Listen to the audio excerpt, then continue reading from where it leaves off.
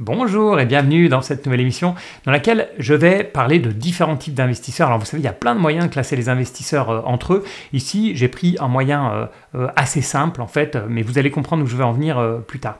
En fait, la manière dont je les ai classés, c'est tout simplement ceux qui investissent à long terme, ensuite ceux qui sont les plus actifs, notamment sur les petites valeurs ou bien qui ont des portefeuilles concentrés, mais qui donc dans les deux cas font des paris assez forts. Et puis enfin, troisième groupe très particulier qui sont les baissiers perpétuels, vous savez, ceux qui font de la vente à découvert, ceux que je vais appeler les shorts. Et je voulais justement vous partager mes réflexions au sujet de ces trois types de personnes en fait. Donc je répète les catégories, on a les investisseurs long terme, les investisseurs actifs et puis les baissiers. Prenons la première catégorie, la plus instinctive, les investisseurs à long terme. Donc la stratégie, ce sont des stratégies classiques, c'est-à-dire investir dans un portefeuille diversifié de grosses entreprises. On peut même aller jusqu'à une gestion totalement passive dans des ETF pour vraiment traquer des indices boursiers. Donc, si on devait parler cette fois-ci de comportement, je dirais, voilà, c'est ceux qui font un peu comme tout le monde, qui prennent le chemin principal. Et puis, dans la deuxième catégorie, on a les investisseurs actifs. Ce sont des investisseurs qui vont investir, comme je le disais, dans des petites boîtes, donc qui vont déjà faire des recherches un peu plus fouillées, ou bien parfois dans des grosses entreprises, mais avec un portefeuille très concentré. Donc, ce que j'appelle très concentré, on va dire, c'est jusqu'à 5 actions, 6 actions en portefeuille. C'est ce que je considère un portefeuille très concentré. Et en termes de comportement, je dirais que ce sont des investisseurs qui vont sortir du chemin classique, mais qui vont globalement toujours dans la même direction. On parle d'investisseurs standards. Alors j'ai mis long terme d'un côté, actif de l'autre, mais vous verrez pourquoi un peu plus tard. Et enfin, très différente, la troisième catégorie, les vendeurs à découvert, qui sont des personnes, parce que je ne peux plus vraiment parler d'investisseurs ici, qui sont tout le temps baissiers, qui anticipent toujours une catastrophe et qui vont donc vendre à découvert des actions individuelles ou bien pire, des indices pour jouer leur baisse. Et on en trouve beaucoup. D'ailleurs beaucoup plus dans le monde des influenceurs que dans le monde des gérants. Pourquoi plus d'influenceurs que de gérants? Tout simplement parce que les discours négatifs attirent plus de monde que les discours positifs, alors que du côté des gérants, ils ont tendance à disparaître rapidement faute de performance. Et justement, si on parle un peu de performance, quelle est la performance moyenne que l'on peut atteindre avec les trois stratégies, ainsi que les meilleures et les pires performances? Chez les investisseurs long terme, c'est simple, la performance moyenne, c'est celle du marché, surtout si vous avez des ETF de grands indices boursiers, c'est même exactement ce que vous aurez la performance du marché. Si vous avez un portefeuille diversifié de grandes entreprises, vous aurez en moyenne la performance du marché, mais vous pourrez de temps en temps surperformer ou sous-performer de quelques pourcents. Et c'est Howard Marks, je crois, qui disait vous ne pouvez pas faire les mêmes choses que les autres et vous attendre à surperformer. Donc évidemment, si vous faites ce que tout le monde fait, vous allez avoir la moyenne. Alors c'est vrai que si vous avez un portefeuille diversifié de grosses boîtes, vous pouvez malgré tout essayer de arriver à gratter quelques pourcents de surperformance par an, ou bien même de sous-performance si vous n'y arrivez pas. Et sur une dizaine d'années, ça peut faire une claire différence. Donc, je dis en moyenne performance du marché, mais on peut avoir des gens qui sont dans ce type de stratégie et qui vont malgré tout surperformer le marché à long terme, mais ça va être juste de quelques pourcents par an qui va, une fois cumulé, faire une belle différence. Chez les investisseurs actifs, c'est là où ça se complique.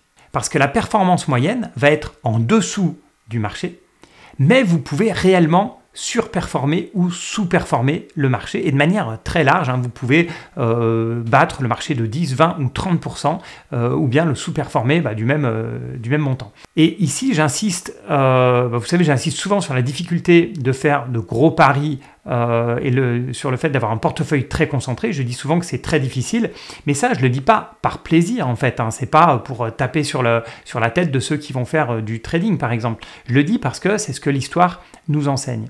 Et notamment une étude très connue qui a été mise à jour en 2020, bien sûr je vous mets le lien en commentaire, une étude d'Hendrik Bessembinder, je crois que ça se prononce comme ça, Bessembinder, qui explique, donc lui a pris les données de 1926 jusqu'à 2019, et il a pris les 26 000 actions américaines cotées aux États-Unis.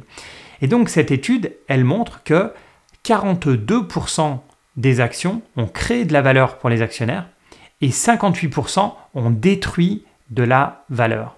Et là, on commence à entrevoir la difficulté de trouver les bonnes entreprises, hein, la difficulté de faire du stop picking et notamment d'aller chercher des entreprises qui sont un peu loin des méga caps habituels, des plus grosses boîtes mondiales. Et là où on se rend compte de la difficulté, c'est si on va un petit peu dans le détail, donc 58% des entreprises ont détruit de la valeur, mais seulement 4% des sociétés, donc les plus performantes, elles ont expliqué la totalité du gain net du marché boursier américain depuis 1926. Donc, je ne sais pas si vous avez bien compris, hein, c'est complètement fou. 4% des sociétés ont fait la totalité du gain net. Ensuite, si on va aller plus loin, 83 entreprises, et 83 sur 26 000, hein, soit 0,3% des entreprises en bourse, ont créé la moitié de la valeur. Et si on resserre encore, 5 entreprises ont créé 12% de la valeur en bourse. Et si on raccourcit un peu sur la période la plus récente, ce n'est pas 12% de la valeur qu'ont créé les 5 entreprises les plus performantes, mais c'est plus de 20%. Et c'est un mouvement qui s'accentue avec le temps. Voilà pourquoi je parle d'investisseurs actifs dans cette deuxième catégorie où on va essayer soit d'aller sur les small caps, soit d'avoir un portefeuille très concentré, parce qu'en fait, il faut être actif et il faut vraiment surveiller énormément son portefeuille, parce qu'on ne peut pas laisser un portefeuille concentré ou un portefeuille de small caps inchangé. Il faut réagir très vite si les résultats ne sont pas là. 58% des entreprises détruisent de la valeur. Donc, si vous sortez des grosses boîtes de portefeuilles diversifiés, et puis des indices sous forme d'ETF, il faut être très vigilant. Alors, pourquoi est-ce que je mets un petit peu les méga entreprises à part? Parce que par définition, les entreprises gagnantes sont plutôt chez ces méga entreprises, c'est plutôt ces boîtes-là qui ont créé le plus de valeur. C'est Apple qui, depuis 1926, est l'entreprise qui a créé le plus de valeur pour les actionnaires. Je vais modérer un peu mes propos. Je ne dis pas qu'il ne faut pas être un investisseur actif. Je ne dis pas qu'il ne faut pas faire partie de ces personnes qui ont un portefeuille concentré ou un portefeuille de small caps. Je dis juste que c'est très difficile. Et maintenant, si on passe à notre troisième catégorie, les vendeurs à découvert, les baissiers, les shorts, leur performance moyenne, qu'est-ce que c'est? C'est une performance qui est négative, puisque c'est tout simplement l'inverse de la moyenne du marché, et les marchés montent à long terme. Et ça, c'est surtout vrai s'ils shortent des indices. Shorter les indices à long terme, ça a une performance négative et une performance inverse à la moyenne du marché. Après, en termes de dispersion, c'est évident, hein, les performances sont extrêmes. On peut vraiment avoir de très bonnes performances ou des performances terribles. La moyenne ici n'a pas trop de sens. Alors un petit rappel quand même, si vous vendez à découvert, votre potentiel de gain c'est de 100%, c'est si l'action tombe à 0, donc ça veut dire que c'est même moins que ça sur un indice, hein, votre potentiel de gain il va être de 30, 40, allez maximum 50%, mais votre potentiel de perte est infini, puisqu'une action, elle peut doubler, tripler, quadrupler, et donc vous pouvez perdre beaucoup plus que le montant de l'action au départ. Et je parle ici des gérants, hein, parce que bien sûr, les influenceurs qui sont baissiers en permanence, eux, ont de très bonnes performances dans les médias, où la négativité est une arme marketing vraiment incroyable. C'est probablement le meilleur moyen d'attirer de l'audience. Alors maintenant, pourquoi est-ce qu'on choisit une catégorie plutôt qu'une autre? Pourquoi est-ce qu'on se retrouve soit dans les investisseurs long terme, soit dans les actifs, soit dans les baissiers? C'est là que ça devient marrant. En fait, on choisit souvent l'approche indicielle, l'approche large cap, ce que j'appelais la première catégorie, parce que c'est plus sécurisant, c'est une stratégie éprouvée, puis c'est une stratégie aussi qui est plus facile à appliquer. Clairement, on a plus d'informations sur les grosses boîtes. La gestion passive, j'en parle même pas, hein. On investit dans des ETF et puis on regarde plus. Mais même sur les grosses boîtes, avec un portefeuille diversifié, on connaît mieux les entreprises, on a moins besoin de faire un suivi très proche, vu que si on commence à avoir 20, 30 actions différentes, c'est moins grave s'il y en a une qui a de mauvais résultats. Par contre, ça demande quand même certaines qualités, hein, des qualités qui sont notamment la patience, la discipline, et puis, très important, l'optimisme. Si on va du côté de la deuxième catégorie, chez les investisseurs actifs, alors là, le but est clair, le but c'est de surperformer le marché. Si vous vous contentez de la performance moyenne, alors pourquoi vous embêter à aller chercher des pépites en analysant les boîtes? Il faut bien sûr, c'est beaucoup plus simple en tout cas d'être investi au travers des indices. Donc, investisseur actif, le but c'est surperformer le marché. Et sortir de la norme, c'est le seul moyen d'atteindre ce but-là. C'est pour ça qu'il faut du courage, il faut de la passion, mais il faut aussi de la discipline et puis beaucoup de travail, beaucoup plus de travail que si vous avez un portefeuille diversifié ou si vous passez par des indices. Et enfin, si on va chez les vendeurs à découvert, le but, enfin pourquoi ils font ça, j'avoue que j'ai un peu du mal à comprendre. Pour moi, il y a deux raisons principales en fait. Mais vous pourrez me dire en commentaire si vous en voyez d'autres. Je pense que la première raison, c'est la peur. Il y en a certains qui ont juste peur, qui ont peur du futur, et ils le font réellement par pessimisme, parce qu'ils sont persuadés que ça va s'effondrer, que ça ne peut pas continuer comme ça, que c'est trop beau pour être vrai, etc., etc. Et puis il y en a une deuxième catégorie, peut-être qui est liée à la première, je ne sais pas, mais il y en a qui le font pour avoir raison quand les autres ont tort. Parce qu'en fait, dans les deux premières catégories, surtout la première, en fait, quand vous allez avoir raison, il y a plein d'autres gens qui vont avoir raison avec vous. Vous allez avoir raison quand la bourse monte. Dans la deuxième catégorie, même les investisseurs actifs, quand vous allez avoir raison, tous les autres investisseurs dans la boîte vont avoir raison avec vous et vous allez gagner de l'argent en même temps que plein d'autres personnes.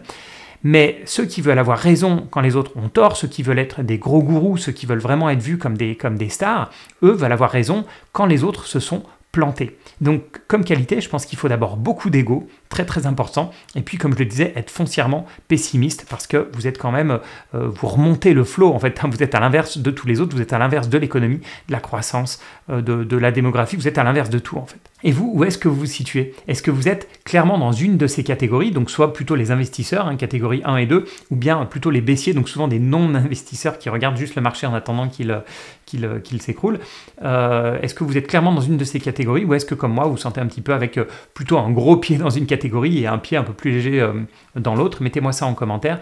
Alors je vais vous mettre bien sûr en description le lien vers l'étude en question. Et c'est vrai qu'on peut se demander comment c'est possible qu'il y ait que seulement 4% des entreprises qui ont créé la valeur nette en fait du marché. Mais ce qu'il ne faut pas oublier, c'est que l'étude en question, c'est une étude qui est sur une très longue période, donc depuis 1926. Et donc il y a une énorme partie des entreprises qui ont fait faillite, qui ont tout simplement disparu. Une entreprise, c'est pas forcément une entité en fait qui est amenée à vivre pour toujours. Il y a vraiment un cycle jusqu'à une certaine maturité. Il y a des entreprises qui peuvent rester à cette maturité pendant très longtemps. Bien sûr, on va penser à des Coca-Cola ou des Air Liquide, mais on peut avoir la fin tout simplement de l'entreprise. C'est rien de grave, c'est normal. Elle a apporté de la valeur pendant un certain moment, mais il faut ensuite s'enfuir vite fait de ce genre de boîte et pas se faire avoir en fait quand elle est sur le déclin.